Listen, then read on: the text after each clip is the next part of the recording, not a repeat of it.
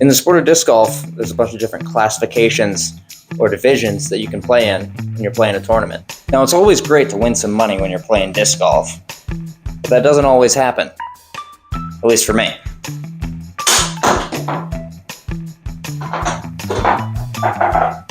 That's about right. Now, today we're going to be looking at a tournament that I played in Nashville a couple weeks ago, where the goal is the same as always: make cash.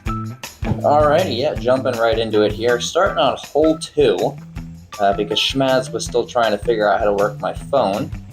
Schmads is my girlfriend, if you guys didn't know. But here we have an eagle putt on hole number 2. It's only like a 475-foot par 4. Little tap-in eagle there.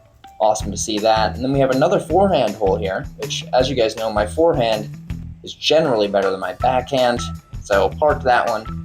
Easy bird on 3. So what are we? Now we're 4 down through 3. Time for a backhand hole. Absolute shank. Per the usual. This was kind of a tricky upshot that I threw with PA5. Put that one right into the basket though. Don't want to have to putt because I suck at that also. And here we go on hole number 5, 310 feet. Kind of hyzer flip mid-range shot. Left myself about 40 feet.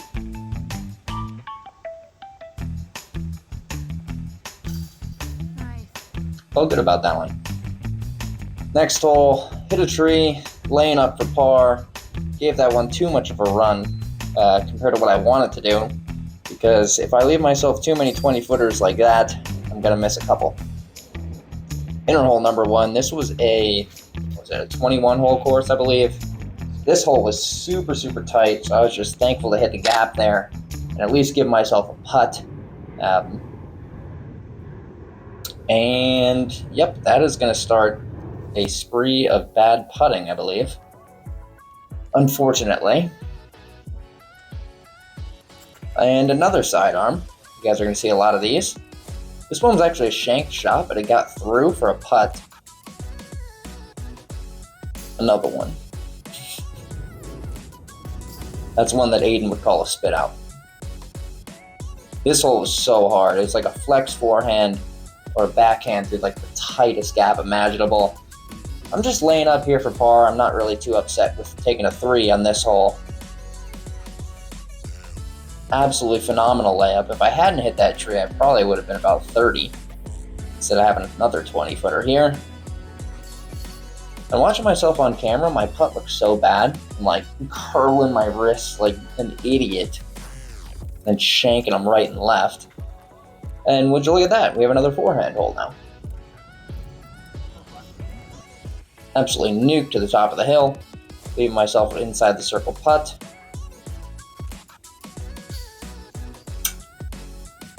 I really wanted that one. And this is probably the worst hole in the course in my humble opinion. Throwing a PA5 on a backhand turn over here. Catching the tree kind of in the middle, and then just trying to lay up here for a par. And what did I say? Leave yourself too many 20-footers. And now let me know, there's going to be a couple questionable putts during this video where, was it a spit out or was it a bad putt? Let me know in the comments down below if I'm just a terrible putter or the baskets are bad. That was a birdie on 9, good comeback, threw a forehand there. Another forehand here because my backhand is not feeling great, especially in the woods.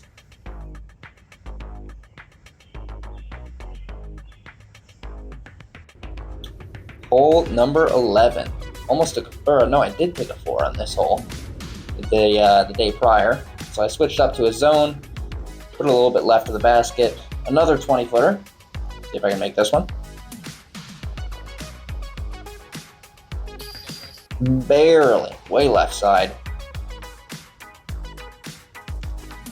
And there is my best tee shot all day.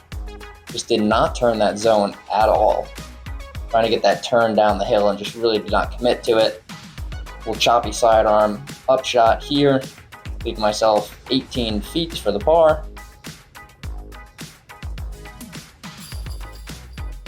And Schmads cuts the clip there because she's embarrassed that she's dating me.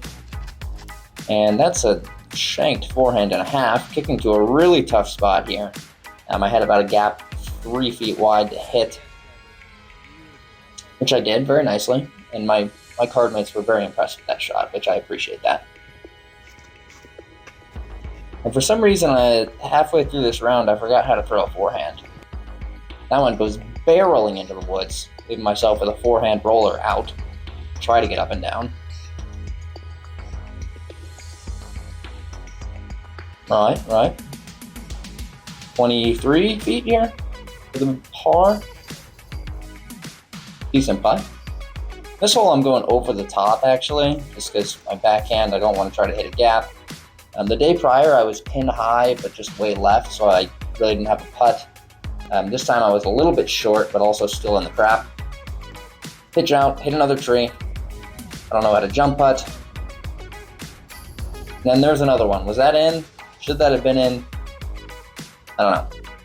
Hole number 16. Got a par 4 here. Just a forehand into the gap on the right. I actually gave myself a 35-footer the day before. I was kind of pissed after that putt, so I just ripped it and pushed it long. So I had kind of a weird shot through the trees here. The PA5, I just chop it right through there. Give myself a little 20-footer for bird. Now, at this point, I was battling for, I believe, 5th place, which 6th was last cash. So missing that putt kind of hurt. But if I pick up birdies on 17 and 18, I'll probably get 5th. I thought this was a decent shot, but it turned out it was like 60 feet away. And then I absolutely airmailed that putt. Then the guy who I was battling hit a really, really good putt to save par, actually. Hole number 18, huge turnover. Looking for an eagle, but not going to get it. So I lay up for the par for last cash. Tied for last cash. Now we're going to check in with post-round Trev Dom and Schmaz, cameraman Schmaz, and see what I have to say. Alrighty, just finished up the B tier that I was playing in up in Nashville at Seven Oaks. I shot 5 down the first round, which I felt was a bit underwhelming, to say the least. A lot of pars out there, a couple birdies, and a couple bogeys as well. And then I went into the second day pretty confident. The target was to shoot about 10 down, which I thought was definitely feasible now that I knew the lines and I wasn't playing blind. And I got off to a phenomenal start.